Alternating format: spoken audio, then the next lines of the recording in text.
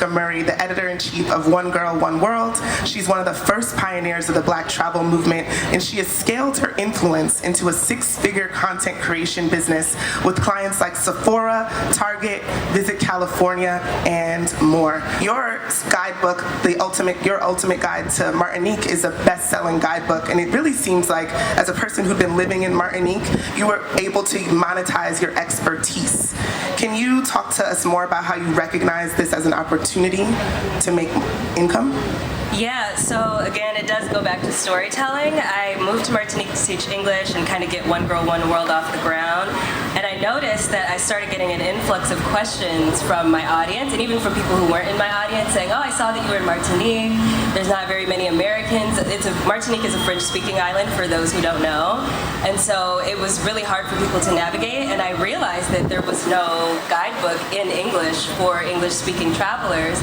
And so I decided to write it. I charged $15 for it, and next thing I know, it's since then has sold over 1,000 copies, and that's with no advertising, no PR person or anything like that. And I think it really just comes from branding myself as an expert on the island, and realizing the need early on for something that I could fill. Can you give us a run through of how you do get brand partnerships and what that looks like?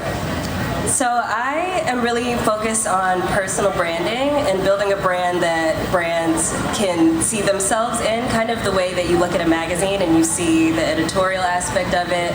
And I try to really hone in on not just storytelling from my perspective, but giving practical advice that my audience can actually follow when they show up. And I think that's what attracts brands, is that it's not just about me and my experience and what I'm doing, but I try to make it as easy for my audience to see themselves doing it and to give them that desire to do it for themselves.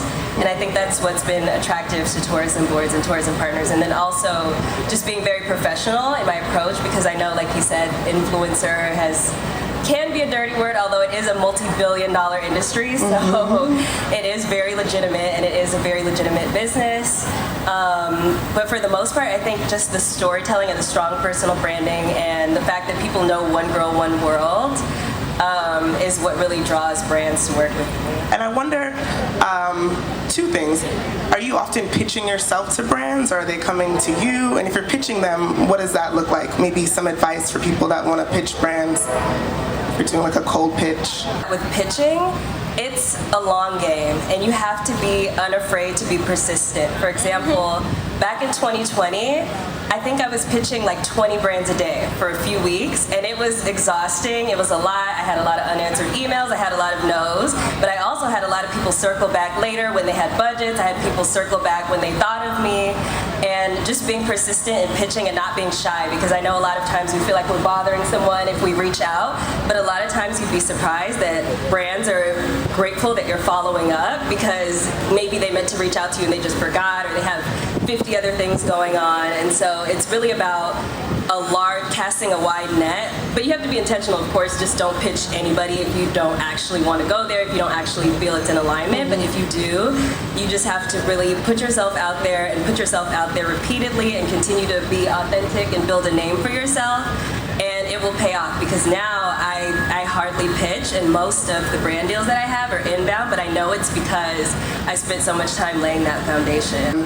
What are your top tips for managing your cash flow as a travel entrepreneur? So is it that you're setting benchmarks for yourself for how many brand deals you have to secure? I last year partnered I had about 40 campaigns between travel and other niches, which was, yes, financially very lucrative, but also I was dead tired, I was exhausted, I got sick at the end of the year. And so this year, I've managed to make almost just as much by this point with less partnerships, and that's come from really understanding the value of what I bring, learning to say no, even if it sounds like a pretty good deal, or if it's maybe not exactly the rate, and just holding out for the right opportunities that bring the right amount of income. I've realized that you can actually work smarter and not harder.